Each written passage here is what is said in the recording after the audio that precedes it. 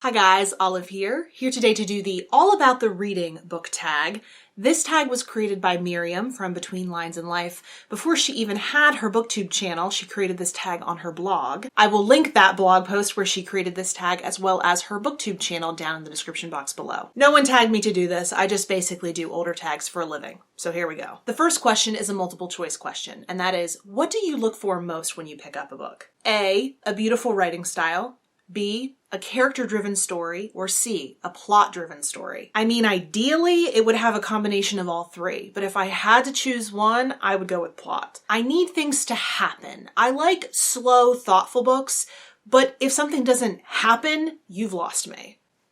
Question number 2 is, what are your pet peeves in books? When I first started my channel, I did do a video on my pet peeves in books, but that was more about books as objects and the marketing of books than it was about actual book content. But I can definitely think of 2 pet peeves I have about book content. The first being info dumps, when just a whole bunch of information is thrown at you at the end of a book. This happens a lot in mystery novels. And then this other one is specifically about historical fiction books that take place in Russia.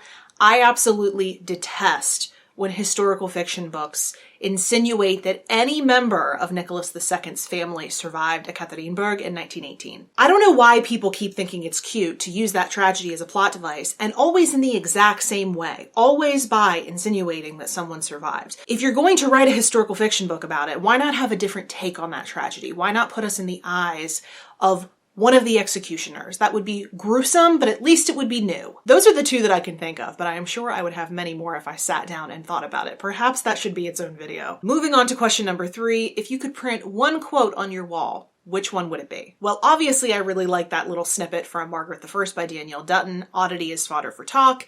I liked it so much that I got it tattooed on myself. I really, really want a little bar cart in our new dining room here in our new place, and above it I would love to have a Dorothy Parker quote. 3 be the things I shall never attain: envy, content, and sufficient champagne. But I would also really like a Shakespeare quote here in my new reading room that says, "A fool doth think he is wise, but a wise man knows himself to be a fool." I also really love the Oscar Wilde quote from The Importance of Being Earnest that says, "The truth is rarely pure and never simple." I'm thinking that might be my next tattoo. I cheated, I picked 3. Question number 4 is, which genre would you like to experience more of? I do read pretty widely across genres, so it's not like there's one particular genre that I feel like I'm missing out on.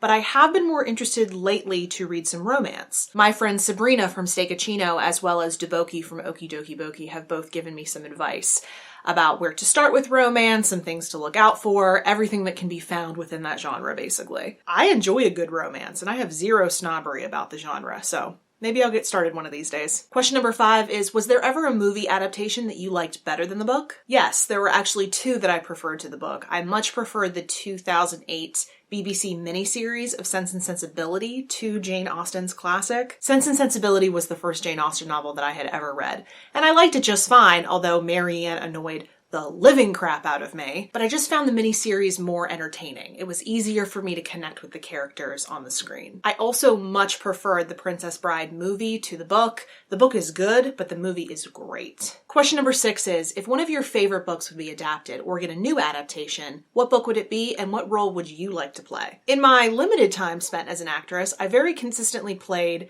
the role of older women who are very drastically different from me. I think that's because I've always had a somewhat deeper voice. I always enjoyed doing that, but I obviously couldn't do that for a screen adaptation considering I'm not actually a 70-year-old woman. But in my fantasy world, if they were ever to actually adapt The Night Circus into a movie, I would love to play one of the Burgess sisters. The Burgess sisters were former librarians who moved on to acting and dancing careers and who were instrumental in the creation of the aesthetic for the circus due to their eye for detail and sense of atmosphere. They come across in the book as being very eccentric, so I would love to play one of them. Question number 7 is, what is a hyped book that you wouldn't recommend at all? Without a doubt, that would be Night Film by Marisha Pessl. I had heard so many people rave about this book, which is about a mysterious film director whose daughter commits suicide. People said it was scary, that they loved the mixed media format, but overall I just found it ridiculous. It's way too long. The main character throws money at all of his problems, even though he's supposedly an unemployed journalist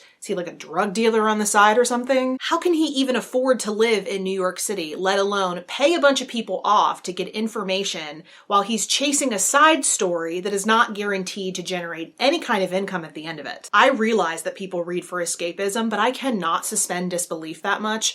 I am too practical and life is too expensive for me to be able to do that. The ending was really stupid too. Like, I'm really happy that people enjoyed it, but it was very much a case of, did we read the same book? Question number 8 is, what is a book that has highly influenced your life and way of thinking? I have found a lot that I agree with in the writings of the Greek Stoic philosopher Epictetus. My understanding of Stoicism is that it encourages us to accept all those things in our life that we have no control over, but it does say that we have authority over ourselves. That is one thing we have control of. We must understand how our own thinking plays into our emotions. So if someone says something that upsets you, that anger is in your thoughts, so it needs to be within your control. I have also found that Stoicism promotes living virtuously and ethically. In his discourses, he says, "In this metaphor, the wool that the weaver uses to make cloth takes the place of the ball in the game.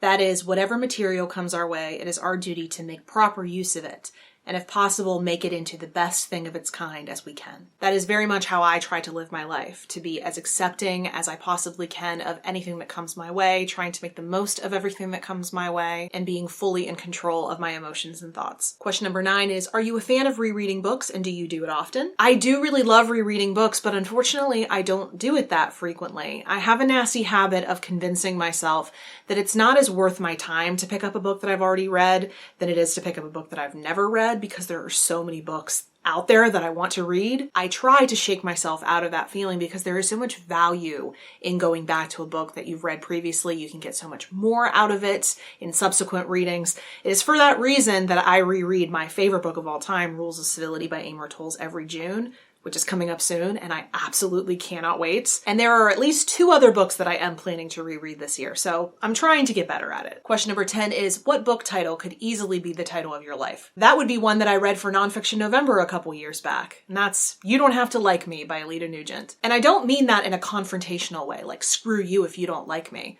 I have a strong personality. Always have, likely always will. There have always been people in my life who haven't liked me for one reason or another. And then there have been plenty of people who have. Going back to my adherence to Stoicism, I know that people's feelings about me are largely out of my control. I can do my best to make a good impression, be kind, be patient, be myself. I can do no more than that. So if someone doesn't like me, I don't really care. I hope that people will like me, but if they don't, they probably have their reasons. I'm not claiming to be a perfect person. But sometimes it does feel that people don't like me because I don't care if they like me or not. It's really crazy to think about.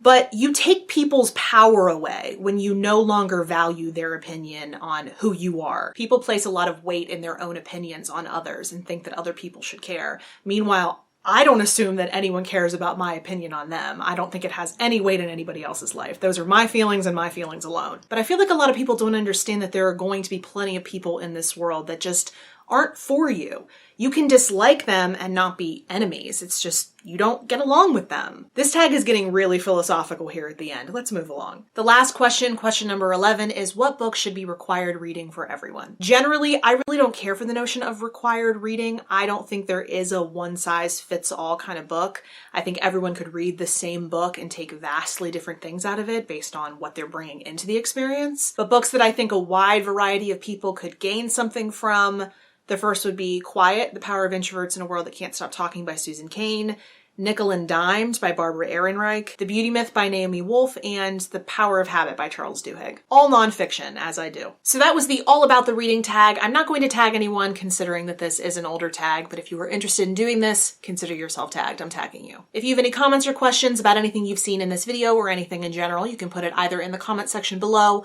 or I am on a variety of different places on social media. The links to all of my profiles are linked in the description box below. Thank you so much for watching. I hope you're having a wonderful day. I will see you in the next video. Bye.